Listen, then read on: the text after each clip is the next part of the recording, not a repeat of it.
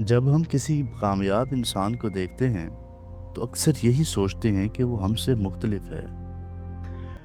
شاید وہ زیادہ ذہین ہے، زیادہ باصلاحیت ہے، یا قسمت اس پر مہربان ہے۔ مگر کیرل ڈویک اپنی بک مائنڈ سیٹ میں اس خیال کو آہستہ آہستہ توڑتی ہیں۔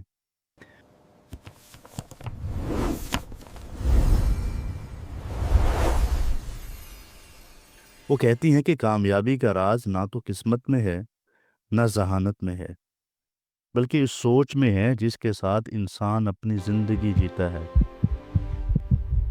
A person's mindset shapes their entire life.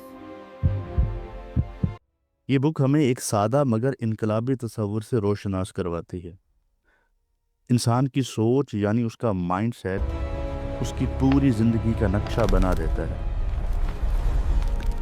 ہم چیلنج کو کیسے دیکھتے ہیں، ناکامی سے کیسے نمٹتے ہیں اور کامیابی کو کس نظر سے سمجھتے ہیں، یہ سب کچھ ہماری سوچ طے کرتی ہے۔ What will people think if I fail? I'm not good enough. If I fail, I'll learn. If I fall, I'll do better next time. Kerala ڈویک کے مطابق دنیا میں زیادہ تر لوگ دو بنیادی ذہنی رویوں کے ساتھ جیتے ہیں۔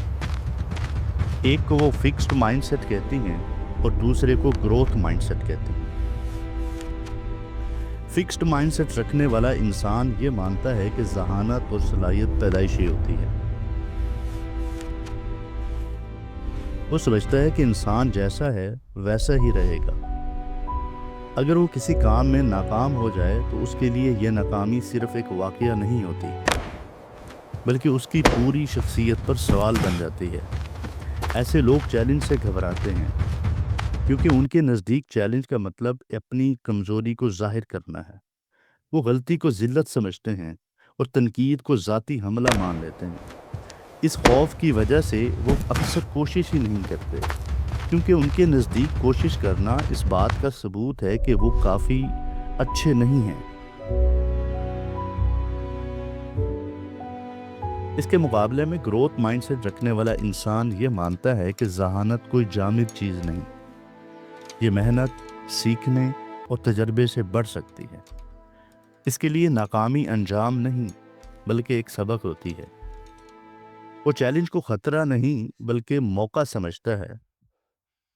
جب وہ گرتا ہے تو خود کو ناکام نہیں کہتا، بلکہ یہ سوال کرتا ہے کہ میں یہاں سے کیا سیکھ سکتا ہوں۔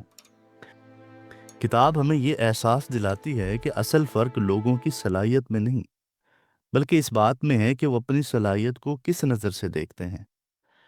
کیرل ڈویک ہمیں یہ سمجھاتی ہیں کہ ہر انسان کے اندر ایک خاموش آواز چلتی رہتی ہے۔ فکسڈ مائنڈ سیٹ میں یہ آواز ہمیں ڈراتی ہے۔ وہ کہتی ہے کہ اگر تم ناکام ہو گئے تو لوگ کیا کہیں گے؟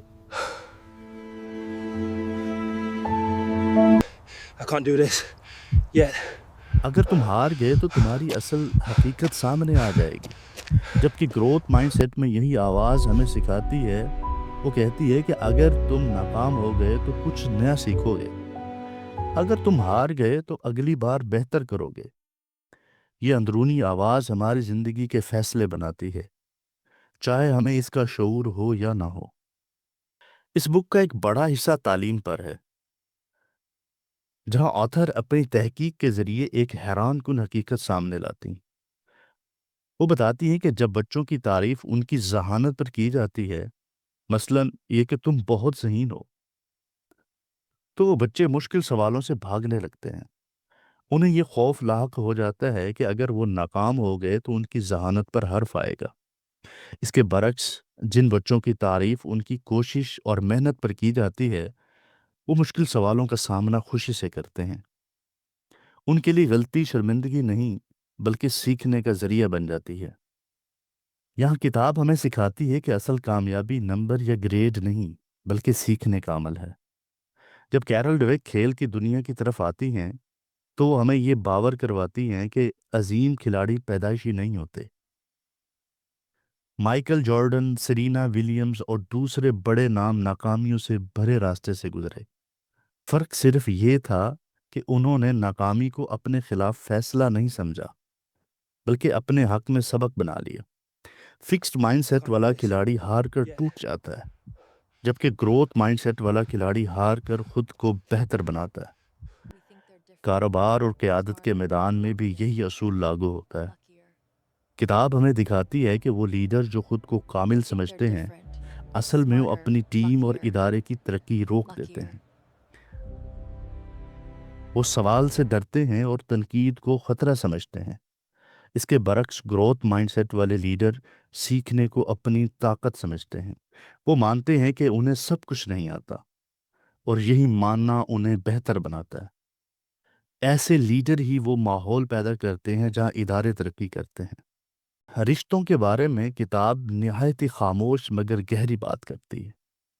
फिक्स्ड माइंडसेट में इंसान ये मान लेता है कि अगर रिश्ता सच्चा है तो उसमें कोई मसला नहीं होना चाहिए। जैसे ही मुश्किल आती है वो ये नतीजा निकालता है कि शायद ये रिश्ता ही गलत था।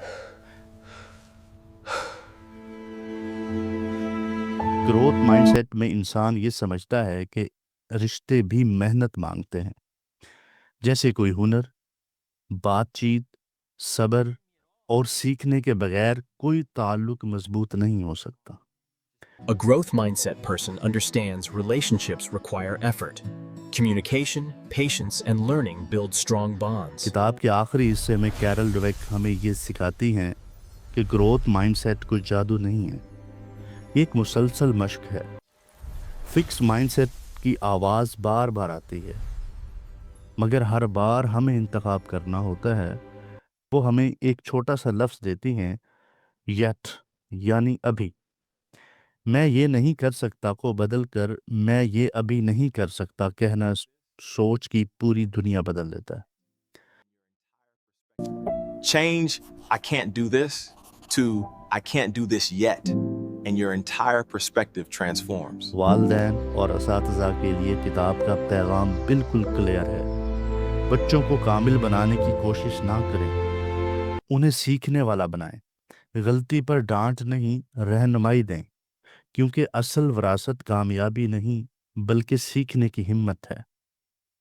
इस बुक के आखिर में ऑथर हमें कोई बुलंद नारा नहीं देती, वो बस एक सवाल छोड़ देती हैं, आप हर दिन किस जहन के साथ जागते हैं? वो जहन जो आपको मजबूत रखता है मगर रोक देता है, या वो जहन जो आपको आजमाता है मगर आगे ले जाता है? माइंडसेट हमें ये याद दिलाती है कि नाकामी हमारी पहचान नहीं, कोशिश हमारी पहचान है।